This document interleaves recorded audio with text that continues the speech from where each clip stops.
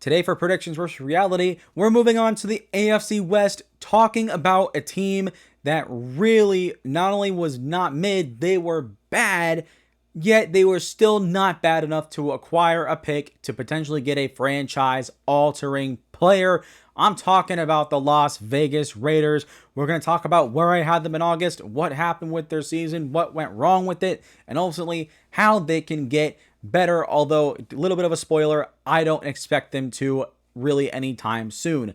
That being said, before we begin with it officially, all right, and welcome in everybody. Hope you're having a fantastic, fantabulous, awesome freaking day.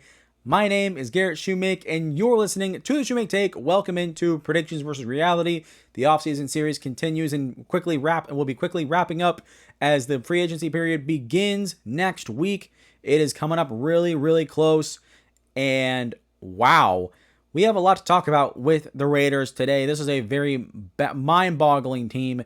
To me, maybe not mind-boggling is not the right word, but it was a very interesting team for the wrong reasons. As you can tell, I'm actually wearing a Raiders shirt right now. I'm not a Raiders fan, but a couple years ago, I went to Las Vegas for my birthday, and that included getting a tour of Allegiant Stadium, which is one of the coolest experiences I've ever had, honestly. And in the team shop, I got me this Josh Jacobs t-shirt because Josh Jacobs is one of my favorite players. And so, well, bam, here we go. That's what I'm wearing. It was a perfect fit for the occasion. And before we begin officially, two things. First off, make sure to like and subscribe to the channel if you were brand new around here on the channel, or if you like the content that I make for you guys. I come out with great content for you guys every single week. So hitting those two buttons, I would greatly appreciate it if you guys would do that. Helps the channel out tremendously and helping me grow and spread my football passion to more and more people. Also, because Predictions versus Reality is dropping right now and in free agency happens in just a couple of days, news might drop as I'm recording, editing, or uploading this video. So if you see your favorite team drop and there's a critical piece of information missing, that is not me leaving it out or forgetting about it. It is me just recording, editing, and uploading, and then the news drops afterward, after everything's been recorded and done. So a little bit of disclaimer. There's a big trade we got to talk about at the end of the episode, which you guys have probably already saw and heard about. So thank goodness that I made this script and then decided to look at my phone before recording, or else I would have been in a lot of trouble. But let's begin talking about the Raiders here. Where did I have this team in August? Well, I had this team finishing 7-10. 7-10 was the right record for me at the time because I thought it was a mid-football team. 7-10 is a mid record.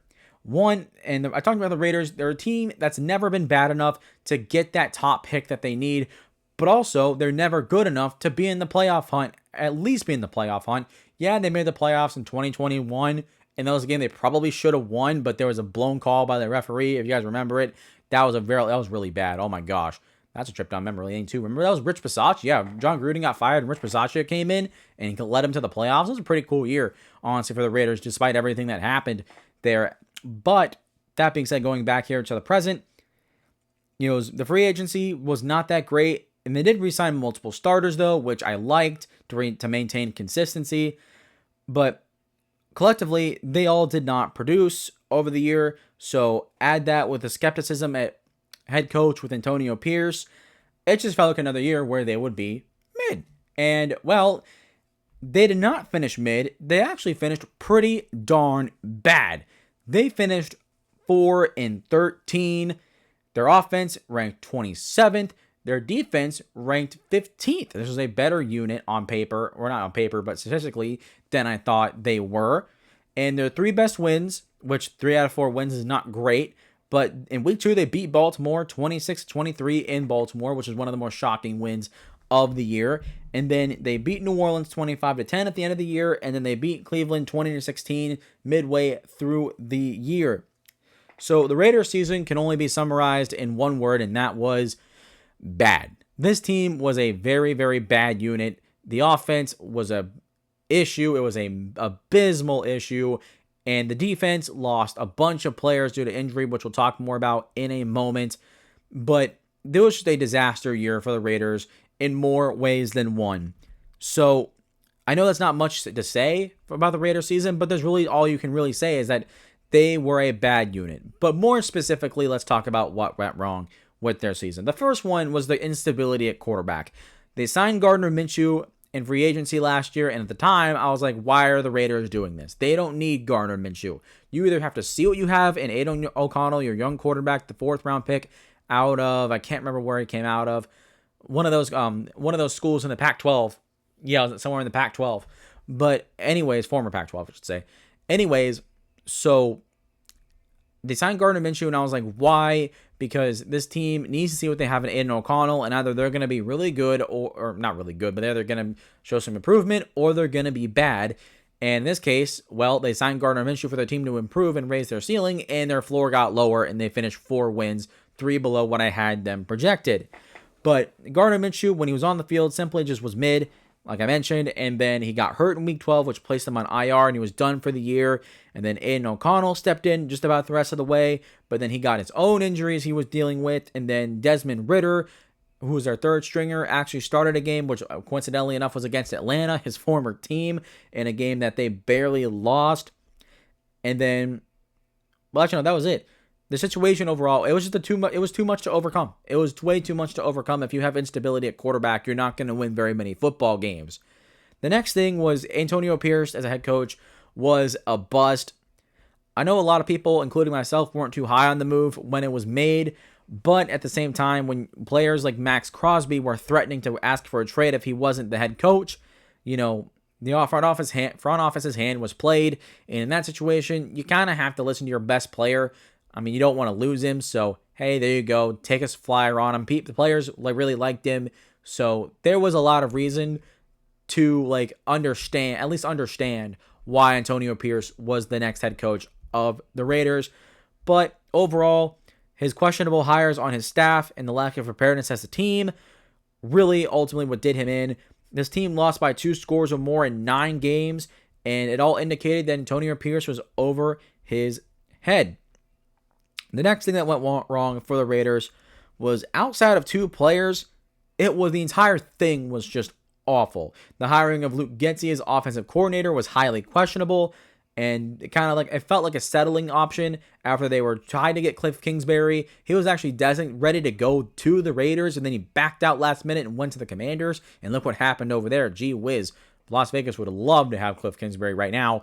And then they also tried to get Chip Kelly, but he decided to go to Ohio State, where he ended up winning a national championship, and we'll talk about him more in a moment, because he actually went to the Raiders this offseason, so now they got the offensive coordinator, one of the guys they originally wanted.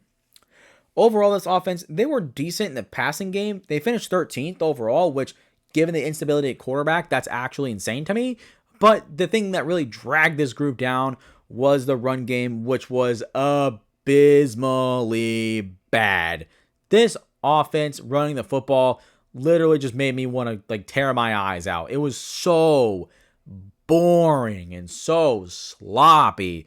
The running backs, Alexander Madison, veteran Amir Abdullah did nothing. And then Sincere McCormick had a couple good games near the end of the year, but then for some reason he just didn't play anymore. I don't know if he got hurt or if he got cut. I have no idea. Raiders fans, let me know in the comments what happened there, because I really never got the answer as to what happened. But either way, they finished dead last by a comfortable margin in rushing yards per game and a bunch of other rushing metrics, and they just simply lacked anything.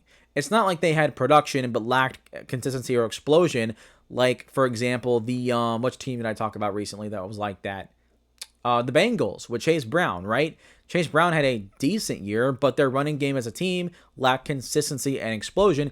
This running game for the Raiders wasn't even like that. No, not only did it lack consistency and explosion, it had nothing. It literally had nothing.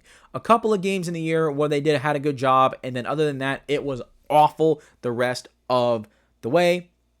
And it's clear to me that this team had zero clue about how they were going to replace Josh Jacobs, who is one of my favorite players, nearly outrushed the whole goddamn team. Josh Jacobs was less than 100 yards behind the entire Raiders offense as a team rushing the football. That is bad. That is abysmally bad. And then you add players like Saquon Barkley and Derrick Henry, who literally outrushed the Raiders. When you have one individual player outrushing your entire team, that's how you know that it's bad. That's how you know it's really, really bad. And so, looking at the running game for the Raiders, there was just nothing to like. There was literally nothing to like. It was a boring, sloppy product. And quite frankly, that was the big thing other than the QB instability that really weighed this offense down, which stinks because the offensive line was not that bad this year for the Raiders. They really weren't, and a lot of their starters, they're expected to stay back. So for a unit that, quite frankly, normally is one of the worst units in the NFL, where the Raiders' offensive line was the best part, unironically. So you look at that, and then you look at the next thing, which, moving on to the other side of the ball on defense, while their defense was better than I thought, they finished average compared to bad, but the only part that was pretty bad was their scoring defense. Everything else was average. But that being said, it was an average unit, and when you have an average defense and a terrible offense, you're not going to win very many football games.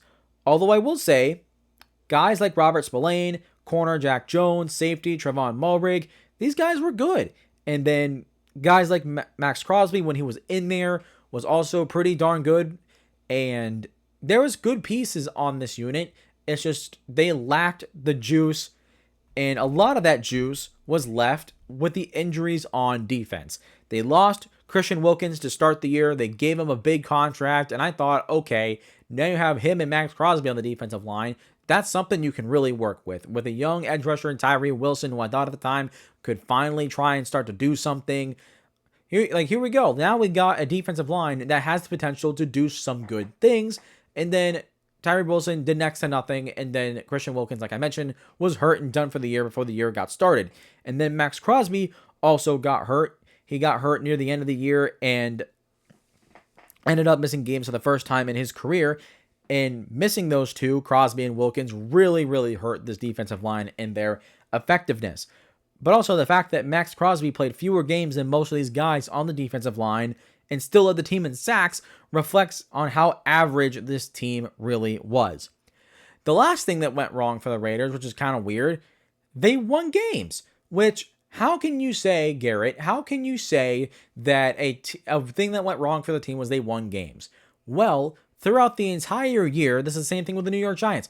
Throughout the entire year, the first and second overall picks were presumed to be locked in to New York and Las Vegas. And everyone has been saying for months at that time, oh, number 1 and number 2, Cam Ward and Shedeur Sanders. Who should go first? Who should go second? And now, with them winning games at the end of the year, the draft is completely shaken up since then to now, where nobody knows who's going to go number 1 overall. And wow, it's quite the crazy conversation that people are having right now. I really don't know what's going to be happening in the first round of the draft. Although I will say this, I think next week I will be making, well, actually, no, I won't make my first mock draft video next week. Free agency is more important, so I'll push that back, actually. But anyways, back to the Raiders. You know, while it's good for the team, I will acknowledge that obviously players and coaches aren't actively trying to tank. They're trying to win games. They have a lot to fight for. They have a lot to play for, more than just winning the game.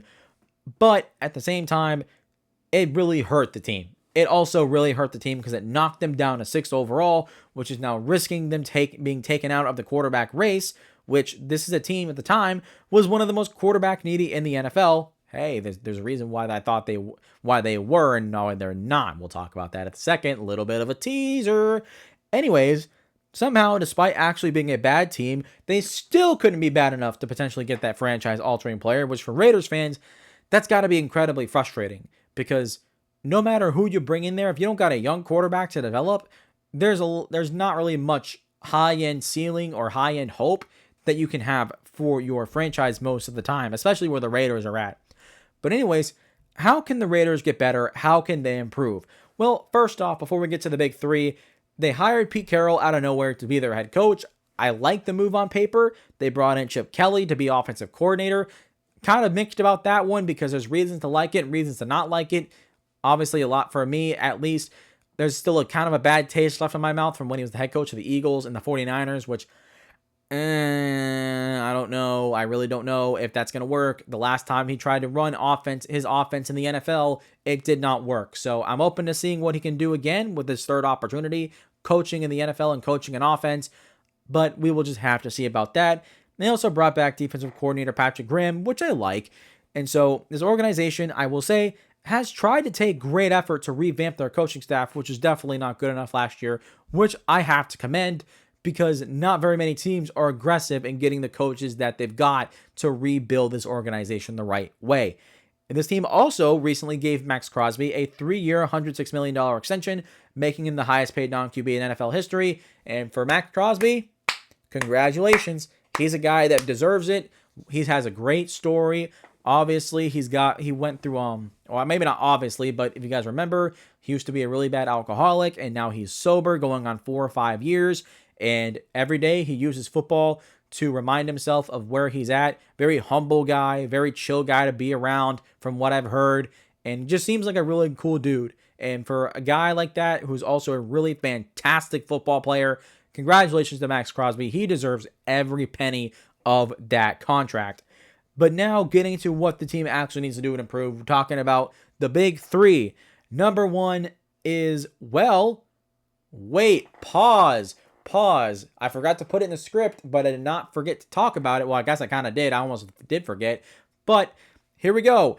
The first need is quarterback. Not anymore, as the Raiders, as of recording this video, before I started recording, just before it, traded for Seahawks quarterback Geno Smith, for exchanging them for a 2025 third-round pick. Now the Raiders have a bridge quarterback that they can work with to help improve their win total now. And while Geno Smith, I don't really like the move per se, getting rid of one of your draft picks to take him, at the same time, they did need to get a veteran quarterback anyways if they still have intentions on drafting a quarterback. If one falls to them, it's more likely going to be Shedeur Sanders. I think Cam Ward's going in the top 3 regardless now at this point. But anyways, you get a quarterback that is still a bona fide starter in this league, and he reunites with Pete Carroll. They played and coached together in, well, actually they played / coach, but Pete Carroll and Geno Smith were together in Seattle for a couple of years, so there's obviously a connection there, which I like. And then, along with Chip Kelly obviously was in San Francisco, right? Not when Geno Smith was there, but there is a small connection there with the division and that type of style of offense. That being said, the next big need, of course, now probably the biggest need for the Raiders is running back. They need some type of production out of this group next year if they want to improve. The thing is, picking at 6, you're picking way too high to take a running back in the draft. Not even Ashton Genty is worth taking it there with all the other needs the Raiders have. So they're probably going to draft one. I'd say probably draft one on day 2, maybe draft one on day 3 more likely, and then maybe get a guy in free agency and just revamp the entire group. Just revamp it, rebuild it, get some fresh legs in there and see what we can do to help the rest of this offense. The next thing they need is corner, specifically corner, because they're gonna have a free agent there. Nate Hobbs is going to be a free agent, and then also at safety, Trayvon Moeller is a free agent, which is another need. But corner is a bigger one because the secondary was the more worst part of the Raiders' defense this year. So drafting a corner, I expect them to draft one and sign one in free agency and really flesh out this group. They have the cap space to make it work, so I expect them to really attack this part of the ball. And then a couple other needs they need. Wide receiver is another one. I would like them to see add one more receiver to pair with Brock Bowers and Jacoby Myers and Trey Tucker. And now you have a group of young players outside of Jacoby Myers that can, do some damage and be productive. And then the other one's defensive tackle, just because, like I've mentioned before with the Eagles and what they've been able to do with interior pressure, you can't have enough good defensive tackles. It's becoming a position kind of like corner and receiver where you can't have too many good ones, if that makes sense. Because keeping guys healthy, keeping guys fresh, that rotation is so important to having effectiveness throughout the entire length of a game. So adding another defensive tackle there will help that and also provide some insurance if Christian Wilkins gets injured again, which I hope doesn't happen.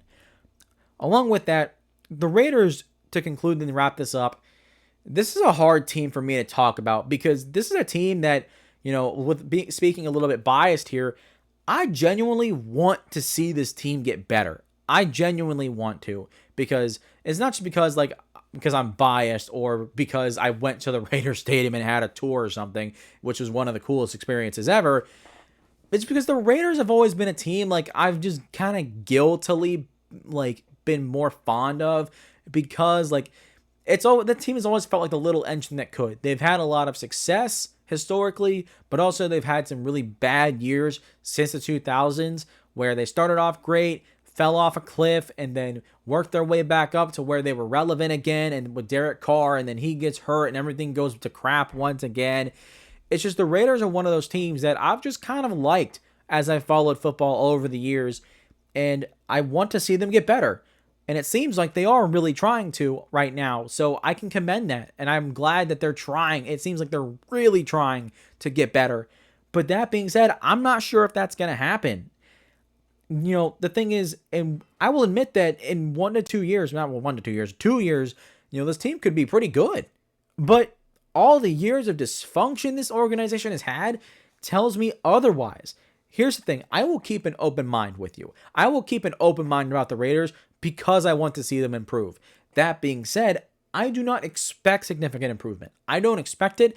I'm just going to wait until I see it. And when I see it, okay, then we can start having a conversation about the Raiders improving and actually getting better. But until then, I can't see it. But then again, we will just have to wait and see. But that is going to do it for me today, guys, for the Las Vegas Raiders. Make sure you guys hit the likes button and subscribe button if you're new around here on the channel and you like the content that you're listening to. Free agency is going to be dropping next week, so more conversations about that will be made next week as the offseason continues to roll forward.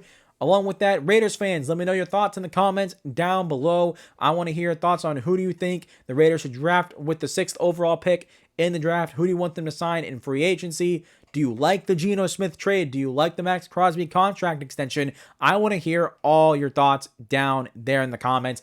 Also, last thing before I go, make sure to hit the like button or the subscribe button. Never mind, I already said that. Make sure to share the video, whether by word of mouth or by social media, getting everybody locked in and locked on to the Shumake Take podcast. I come out with great content for you guys every single week. I enjoy doing this stuff.